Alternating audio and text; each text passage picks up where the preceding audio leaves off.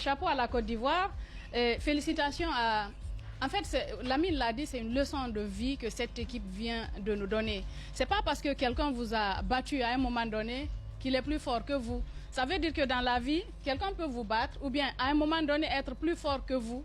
Ça ne veut pas dire qu'il va arriver en premier sur une ligne d'arrivée qui se serait fixée. Le plus important, c'est ce qu'on a vécu hier. On a vécu quelque chose d'extraordinaire, quelque chose d'immense. Il suffisait de regarder juste le stade, la mobilisation des Ivoiriens. C'est vrai. Ça, c'était beau.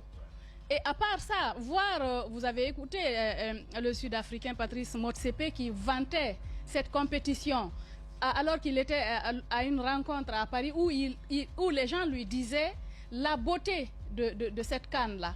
Moi, ce que j'ai aimé, c'est surtout l'esprit fair play. Tout n'est pas rose. Il y a toujours des petites choses, ce surchauffement du début. Et puis après, ils ont compris qu'il fallait être fair play. Et cela, moi, j'ai regardé une vidéo qui m'a tellement marqué. Un blogueur qui s'assoit, qui se met à genoux, qui supplie les Ivoiriens de comprendre qu'ils étaient morts. Ils ont juste été ressuscités. Et là, qu'ils gagnent ou qu'ils perdent, tout se passe chez eux. Et c'est le plus important. Et je pense que ce message-là, ça a permis vraiment à cette équipe, le fait que les gens étaient là. Vous avez vu quand ils ont été, comment on appelle, malmenés par la Guinée équatoriale, qu'est-ce qu'ils ont dit?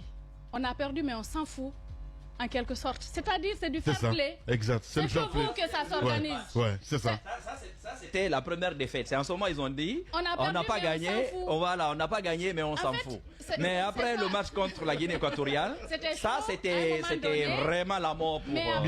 Mais après, il y a eu tellement de positivité dans la chose, le fait de se relever, de se dire que c'est chez nous. En tout cas, c'est les Ivoiriens qui ont gagné. Ils ont doublement gagné. Ils ont gagné dans la construction des infrastructures. Vous regardez les matchs, les stades, vous avez l'impression que vous n'êtes pas en Afrique. Hein? C'est vrai.